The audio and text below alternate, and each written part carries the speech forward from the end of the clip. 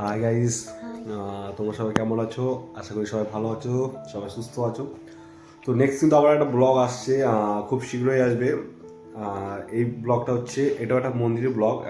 যেহেতু এটা কালী মন্দির, জাগ্রত মন্দির, মানে ব্যান্ডেলে যে পরের স্টেশন আছে বাঁশবেড়া স্টেশন, তো ওখানেই মানে বাঁশবেড়াতে অবস্থিত মন্দিরটা, হংসেশ্বরী মন্দির। তো এই ব্লগটায় আসবে, তোমরা দেখবে, খুব সুন্দর মন্দিরটা, জাগ্রত মন্দির।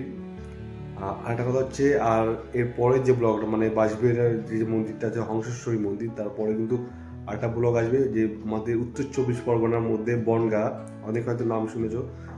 সেখানে একটা মন্দির আছে, খুব জাগ্রত মন্দির, সাতবাই কালীতলা। তো ওই মন্দির বিশেষ করে কিন্তু এখন পৌষ মাস, তো প্রতি বছর কিন্তু পৌষ মাসে কিন্তু ওখানে প্রচুর মানুষ কিন্তু দূর দূরান্ত থেকে কিন্তু ওই মন্দিরে আসে পুজো দিতে। তো আমিও কালকে যাব। তো শ্যুটটা হয়ে গেলে তারপর ব্লগটা আমি ছাড়বো, তো সবাই দেখবে। টাটা। টাটা।